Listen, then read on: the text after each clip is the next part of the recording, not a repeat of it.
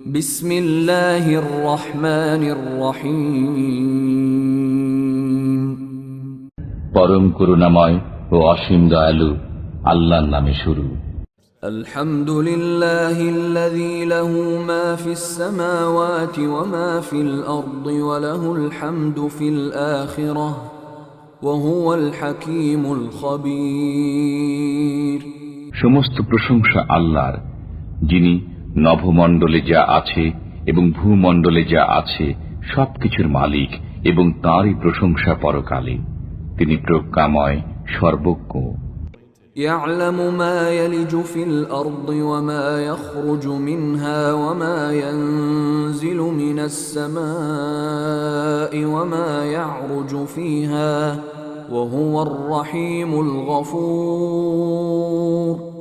তিনি জানেন যা ভূগর্ভে প্রবেশ করে, যা সেখান থেকে নির্গত হয়, যা আকাশ থেকে বর্ষিত হয় এবং যা আকাশে উত্থিত হয়। তিনি পরম দয়ালু, ক্ষমাশীল। وقال الذين كفروا لا تأتينا الساعة قل بلى وربي لتأتينكم عالم الغيب لا يعزب عنه مثقال ذرة في السماوات ولا في الأرض ولا أصغر من ذلك ولا أكبر إلا في كتاب مبين। কাফিররা বলে, আমাদের উপর কিয়ামত আসবে না। বলুন, কেন আসবে না? আমার পালনকর্তার শপথ, অবশ্যই আসবে। তিনি অদৃশ্য সম্পর্কে জ্ঞাত। নভমণ্ডলে ও ভূমণ্ডলে তাঁর অগোচরে নয় অণু পরিমাণ কিছু, না তদপেক্ষা ক্ষুদ্র এবং না বৃহৎ। সমস্তই আছে সুস্পষ্ট কিতাবে। ليجزي الذين آمنوا وعملوا الصالحات أولئك لهم مغفرة ورزق كريم। তিনি পরিণামে যারা মুমিন ও সৎকর্মপরায়ণ তাদেরকে প্রতিদান দেবেন। তাদের জন্য রয়েছে ক্ষমা ও সম্মানজনক রিজিক। والذين سعوا في آياتنا معاجزين أولئك لهم عذاب من رجز أليم। আর যারা আমার আয়াতসমূহকে ব্যর্থ করার জন্য উঠে পড়ে লেগে যায়, তাদের জন্য রয়েছে যন্ত্রণাদায়ক শাস্তি। ويرى الذين أوتوا العلم الذي أنزل إليك من ربك هو الحق ويهدي إلى صراط العزيز الحميد। যারা জ্ঞানপ্রাপ্ত তারা আপনার পালনকর্তার নিকট থেকে অবতীর্ণ কোরআনকে সত্য জ্ঞান করে, এবং এটা মানুষকে পরাক্রমশালী, প্রশংসার্য আল্লাহর পথ প্রদর্শন করে। وقال الذين كفروا هل ندلكم على رجل ينبئكم إذا مزقتم كل ممزق إنكم لفي خلق جديد। কাফিররা বলে, আমরা কি তোমাদেরকে এমন ব্যক্তির সন্ধান দেব যে তোমাদেরকে খবর দেয় যে তোমরা সম্পূর্ণ ছিন্ন বিচ্ছিন্ন হয়ে গেলেও তোমরা নতুন সৃজিত হবে? أفترى على الله كذبا أم به جنة بل الذين لا يؤمنون بالآخرة في العذاب والضلال البعيد। সে আল্লাহ সম্পর্কে মিথ্যা বলে, না হয় সে উন্মাদ, এবং যারা পরকালে অবিশ্বাসী তারা আযাবে ও ঘোর পথভ্রষ্টতায় পতিত আছে। أفلم يروا إلى ما بين أيديهم وما خلفهم من السماء والأرض إن نشأ نخسف بهم الأرض أو نسقط عليهم كسفا من السماء إن في ذلك لآية لكل عبد মুনীব। তারা কি তাদের সামনের ও পশ্চাতের আকাশ ও পৃথিবীর প্রতি লক্ষ্য করে না? আমি ইচ্ছা করলে তাদের সহ ভূমি ধসিয়ে দেব অথবা আকাশের কোনো খণ্ড তাদের উপর পতিত করব। আল্লাহ অভিমুখী প্রত্যেক বান্দার জন্য এতে অবশ্যই নিদর্শন রয়েছে। وَلَقَدْ آتَيْنَا دَاوُودَ مِنَّا فَضْلًا يَا جِبَالُ أَوِّبِي مَعَهُ وَالطَّيْرَ وَأَلَنَّا لَهُ الْحَدِيدَ। আমি দাউদের প্রতি অনুগ্রহ করেছিলাম এই আদেশ মর্মে যে, হে পর্বতমালা, তোমরা দাউদের সাথে আমার পবিত্রতা ঘোষণা করো, এবং হে পক্ষী সকল, তোমরাও, আমি তার জন্য লৌহকে নরম করেছিলাম। أن اعمل سابغات وقدر في السرد واعملوا صالحا إني بما تعملون بصير। এবং তাকে বলেছিলাম, প্রশস্ত বর্ম তৈরি করো, কড়াসমূহ যথাযথভাবে সংযুক্ত করো এবং সৎকর্ম সম্পাদন করো। তোমরা যা কিছু করো আমি তা দেখি। ولسليمان الريح غدوها شهر ورواحها شهر وأسلنا له عين القطر ومن الجن من يعمل بين يديه بإذن ربه ومن يزغ منهم عن أمرنا نذقه من عذاب السعير। আর আমি সুলাইমানের অধীন করেছিলাম বায়ুকে, যা সকালে 1 মাসের পথ এবং বিকালে 1 মাসের পথ অতিক্রম করত। আমি তার জন্য গলিত তামার এক ঝর্ণা প্রবাহিত করেছিলাম। কতক জিন তার সামনে কাজ করত তার পালনকর্তার আদেশে। তাদের যে কেউ আমার আদেশ অমান্য করবে আমি জ্বলন্ত অগ্নির শাস্তি আস্বাদন করাবো। يعملون له ما يشاء من محاريب وتماثيل وجفان كالجواب وقدور الراسيات اعملوا آل داود شكرا وقليل من عبادي الشكور। তারা সুলাইমানের ইচ্ছানুযায়ী দুর্গ, ভাস্কর্য, হাউজ সদৃশ বৃহদাকার পাত্র এবং চুল্লির উপর স্থাপিত বিশাল ডেক নির্মাণ করত। হে দাউদ পরিবার, কৃতজ্ঞতা সহকারে তোমরা কাজ করে যাও। আমার বান্দাদের মধ্যে অল্প সংখ্যকই কৃতজ্ঞ। فَلَمَّا قَضَيْنَا عَلَيْهِ الْمَوْتَ مَا دَلَّهُمْ عَلَى مَوْتِهِ إِلَّا دَابَّةُ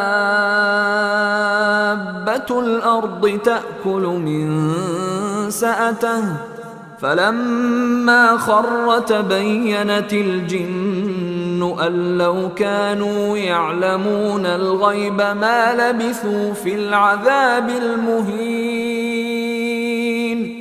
যখন আমি সুলাইমানের মৃত্যু ঘটালাম তখন ঘুম পোকায় জিনদেরকে তার মৃত্যু সম্পর্কে অবহিত করল। সুলাইমানের লাঠি খেয়ে যাচ্ছিল। যখন তিনি মাটিতে পড়ে গেলেন তখন জিনেরা বুঝতে পারল যে অদৃশ্য বিষয়ের জ্ঞান থাকলে তারা এই লাঞ্ছনাপূর্ণ শাস্তিতে আবদ্ধ থাকত না। لقد كان لسبإ في مسكنهم آية جنتان عن يمين وشمال كلوا من رزق ربكم واشكروا له بلدة طيبة ورب غفور। সাবার অধিবাসীদের জন্য তাদের বাসভূমিতে ছিল এক নিদর্শন, 2টি উদ্যান, একটি ডান দিকে একটি বাম দিকে। তোমরা তোমাদের পালনকর্তার রিজিক খাও এবং তার প্রতি কৃতজ্ঞতা প্রকাশ করো। স্বাস্থ্যকর শহর এবং ক্ষমাশীল পালনকর্তা। فأعرضوا فأرسلنا عليهم سيل العرم وبدلناهم بجنتيهم جنتين ذواتي أكل خمط وأثل وشيء من سدر قليل। অতঃপর তারা অবাধ্যতা করল, ফলে আমি তাদের উপর প্রেরণ করলাম প্রবল বন্যা, আর তাদের উদ্যানদ্বয়কে পরিবর্তন করে দিলাম এমন 2 উদ্যানে যাতে উদ্গত হয় বিস্বাদ ফলমূল, ঝাউ গাছ এবং সামান্য কুল বৃক্ষ। ذلك جزيناهم بما كفروا وهل نجازي إلا الكفور।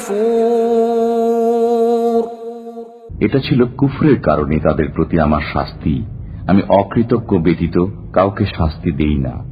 وجعلنا بينهم وبين القرى التي باركنا فيها قرى ظاهرة وقدرنا فيها السير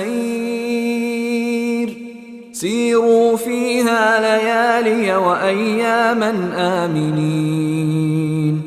তাদের এবং যেসব জনপদের লোকদের প্রতি আমি অনুগ্রহ করেছিলাম সেগুলোর মধ্যবর্তী স্থানে অনেক দৃশ্যমান জনপদ স্থাপন করেছিলাম এবং সেগুলোতে ভ্রমণ নির্ধারিত করেছিলাম।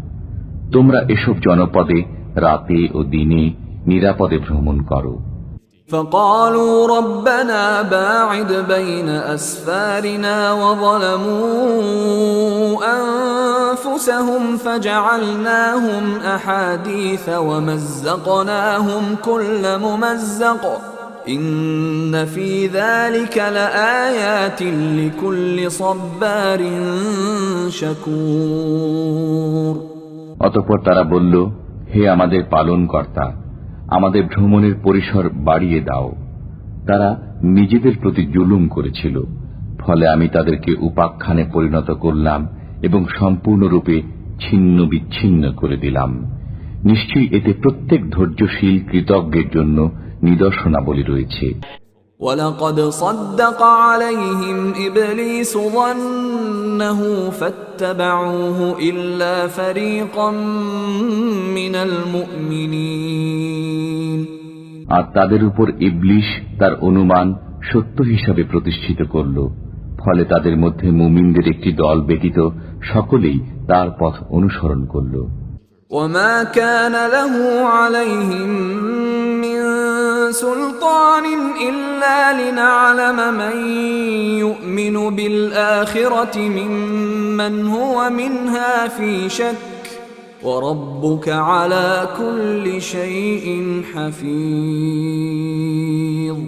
তাদের উপর শয়তানের কোনো ক্ষমতা ছিল না, তবে কে পরকালে বিশ্বাস করে এবং কে তাতে সন্দেহ করে তা প্রকাশ করাই ছিল আমার উদ্দেশ্য।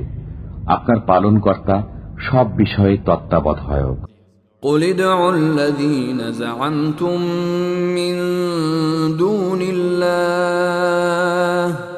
لَا يَمْلِكُونَ مِثْقَالَ ذَرَّةٍ فِي السَّمَاوَاتِ وَلَا فِي الْأَرْضِ وَمَا لَهُمْ فِيهِمَا مِن شِرْكٍ وَمَا لَهُ مِنْهُم مِّن ظَهِيرٍ। বলুন, তোমরা তাদেরকে আহ্বান করো যাদেরকে উপাস্য মনে করতে আল্লাহ ব্যতীত। তারা নভমণ্ডল ও ভূমণ্ডলে অনুপরিমাণ কোনো কিছুর মালিক নয়, এতে তাদের কোনো অংশও নেই এবং তাদের কেউ আল্লাহর সহায়কও নয়। ولا تنفع الشفاعة عنده إلا لمن أذن له حتى إذا فزع عن قلوبهم قالوا ماذا قال ربكم قالوا الحق وهو العلي الكبير। যার জন্য অনুমতি দেওয়া হয় তার জন্য ব্যতীত আল্লাহর কাছে কারো সুপারিশ ফলপ্রসূ হবে না। যখন তাদের মন থেকে ভয়ভীতি দূর হয়ে যাবে তখন তারা পরস্পরে বলবে, তিনি সত্য বলেছেন এবং তিনি সবার উপরে মহান। قُلْ مَنْ يَرْزُقُكُمْ مِنَ السَّمَاوَاتِ وَالْأَرْضِ قُلِ اللَّهُ وَإِنَّا أَوْ إِيَّاكُمْ لَعَلَى هُدًى أَوْ فِي ضَلَالٍ مُبِينٍ। বলুন, নভমণ্ডল ও ভূমণ্ডল থেকে কে তোমাদেরকে রিজিক দেয়? বলুন, আল্লাহ। আমরা অথবা তোমরা সৎ পথে অথবা স্পষ্ট বিভ্রান্তিতে আছি ও আছো। قل لا تسألون عما أجرمنا ولا نسأل عما تعملون বলুন, আমাদের অপরাধের জন্য তোমরা জিজ্ঞাসিত হবে না এবং তোমরা যা কিছু করো সে সম্পর্কে আমরা জিজ্ঞাসিত হব না। قل يجمع بيننا ربنا ثم يفتح بيننا بالحق وهو الفتاح العليم বলুন, আমাদের পালনকর্তা আমাদেরকে সমবেত করবেন, অতঃপর তিনি আমাদের মধ্যে সঠিকভাবে ফয়সালা করবেন। তিনি ফয়সালাকারী, সর্বজ্ঞ।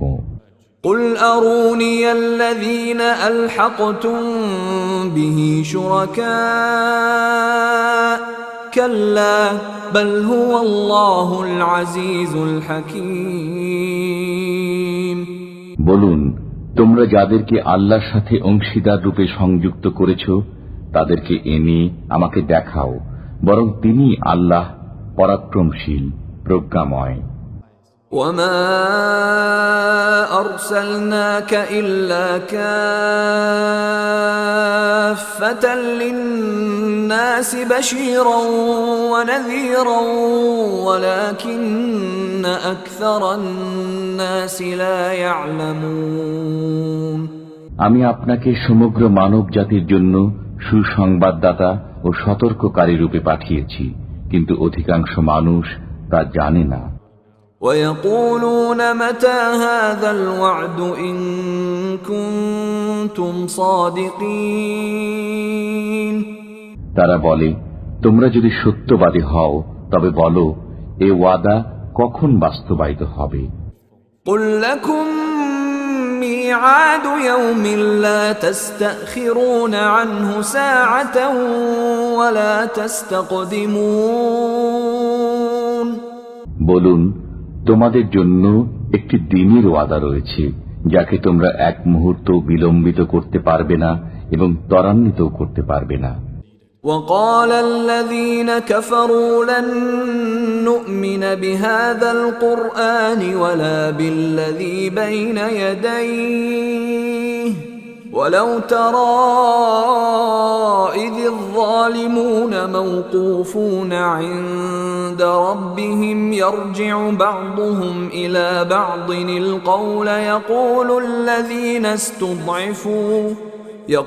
الذين استضعفوا للذين استكبروا لولا أنتم لكنا مؤمنين কাফিররা বলে, আমরা কখনো এ কোরআনে বিশ্বাস করব না এবং এর পূর্ববর্তী কিতাবেও নয়।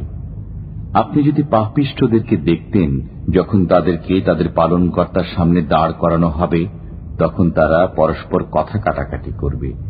যাদেরকে দুর্বল মনে করা হলো তারা অহংকারীদেরকে বলবে, তোমরা না থাকলে আমরা অবশ্যই মুমিন হতাম। قال الذين استكبروا للذين استضعفوا أنحن صددناكم عن الهدى بعد إذ جاءكم بل كنتم مجرمين অহংকারীরা দুর্বলকে বলবে, তোমাদের কাছে হিদায়াত আসার পর আমরা কি তোমাদেরকে বাধা দিয়েছিলাম? বরং তোমরাই ছিলে অপরাধী। وقال الذين استضعفوا للذين استكبروا بل مكر الليل والنهار إذ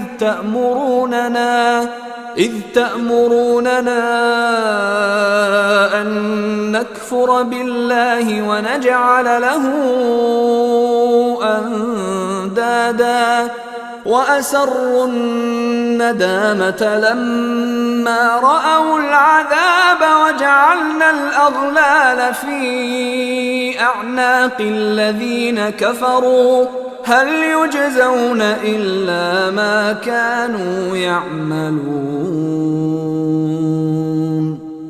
দুর্বলরা অহংকারীদের বলবে, বরং তোমরাই তো দিবারাত্রি চক্রান্ত করে আমাদেরকে নির্দেশ দিতে যেন আমরা আল্লাহকে না মানি এবং তার অংশীদার সাব্যস্ত করি।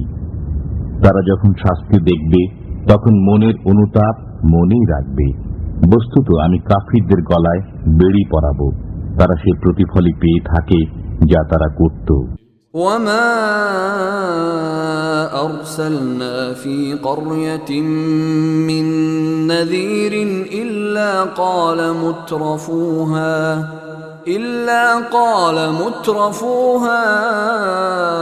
إنا بما أرسلتم به كافرون। কোন জনপদে সতর্ককারী প্রেরণ করা হলেই তার বিত্তশালী অধিবাসীরা বলতে শুরু করেছে, তোমরা যে বিষয় সহ প্রেরিত হয়েছ তা আমরা মানি না। وقالوا نحن أكثر أموالا وأولادا وما نحن بمعذبين।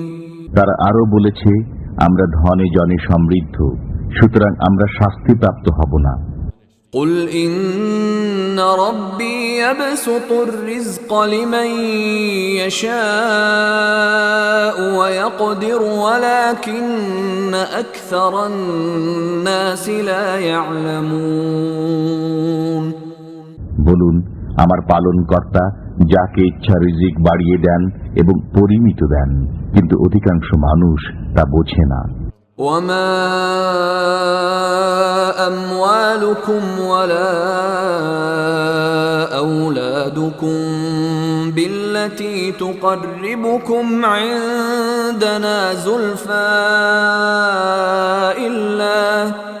إلا من آمن وعمل صالحا فأولئك لهم جزاء الضعف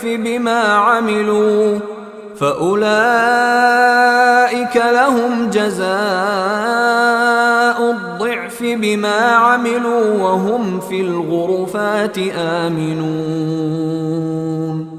তোমাদের ধন সম্পদ ও সন্তান সন্ততি তোমাদেরকে আমার নিকটবর্তী করবে না, তবে যারা বিশ্বাস স্থাপন করে ও সৎকর্ম করে তারা তাদের কর্মের বহুগুণ প্রতিদান পাবে এবং তারা সুউচ্চ প্রাসাদে নিরাপদে থাকবে।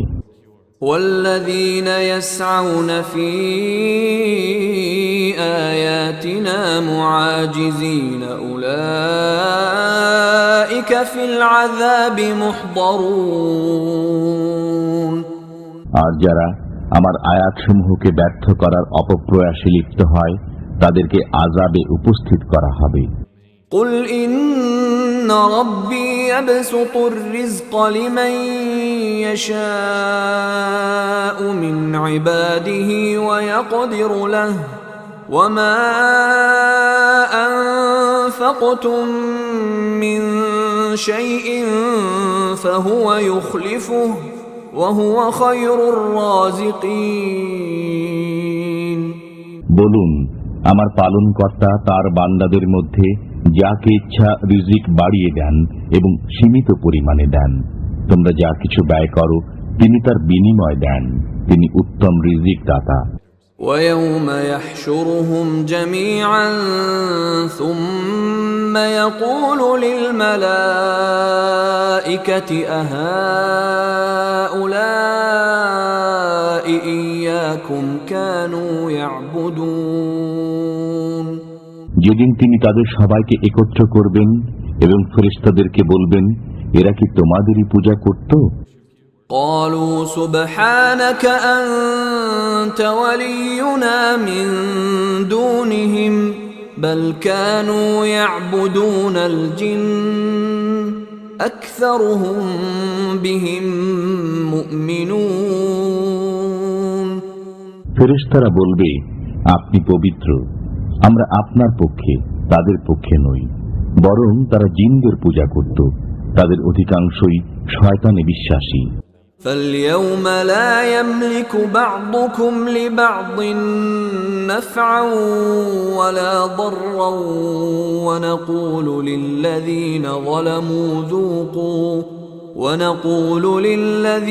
ظلموا ذوقوا عذاب النار التي كنتم بها تكذبون। অতএব আজকের দিনে তোমরা একে অপরের কোনো উপকার ও অপকার করার অধিকারী হবে না। আর আমি জালিমদেরকে বলবো, তোমরা আগুনের যে শাস্তিকে মিথ্যা বলতে তা আস্বাদন করো। وَإِذَا تُتْلَى عَلَيْهِمْ آيَاتُنَا بَيِّنَاتٍ قَالُوا مَا هَذَا إِلَّا رَجُلٌ يُرِيدُ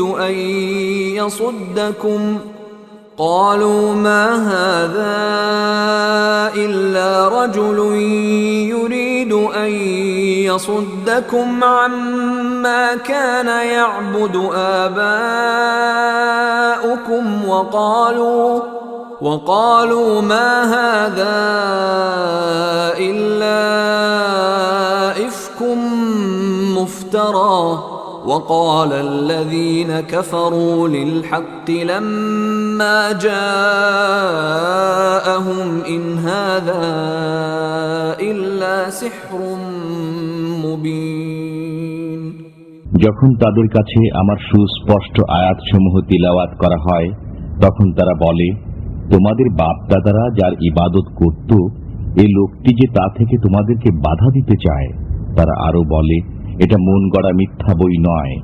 আর কাফিরদের কাছে যখন সত্য আগমন করে, তখন তারা বলে, এটা এক সুস্পষ্ট জাদু।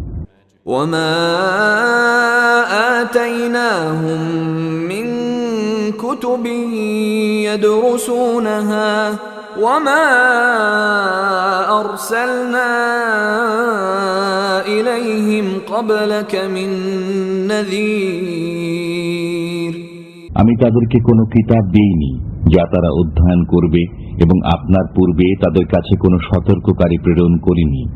وَكَذَّبَ الَّذِينَ مِن قَبْلِهِمْ وَمَا بَلَغُوا مِعْشَارَ مَا آتَيْنَاهُمْ فَكَذَّبُوا رُسُلِي فَكَيْفَ كَانَ نَكِيرِ। তাদের পূর্ববর্তীরাও মিথ্যা আরোপ করেছে। আমি তাদেরকে যা দিয়েছিলাম এরা তার 1/10 পায়নি। এরপরও তারা আমার রসুলগণকে মিথ্যা বলেছে। অতএব কেমন হয়েছে আমার শাস্তি? قُلْ إِنَّمَا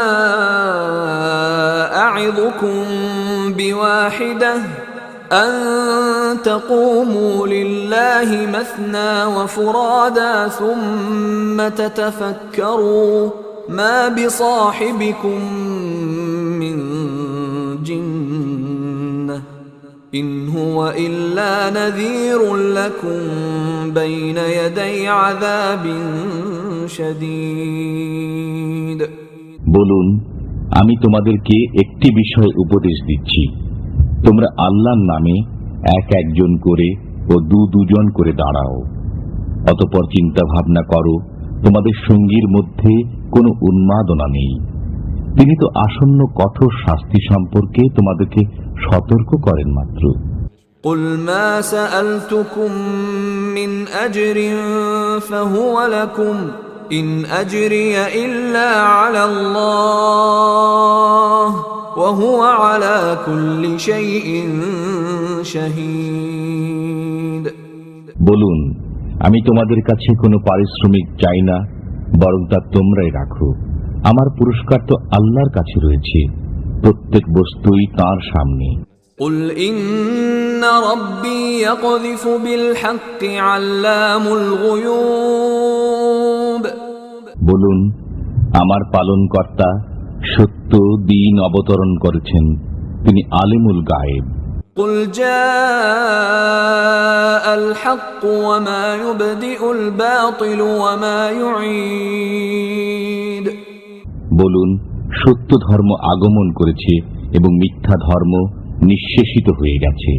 قُلْ إِن ضَلَلْتُ فَإِنَّمَا أَضِلُّ عَلَى نَفْسِي وَإِنِ اهْتَدَيْتُ فَبِمَا يُوحِي إِلَيَّ رَبِّي إِنَّهُ سَمِيعٌ قَرِيبٌ।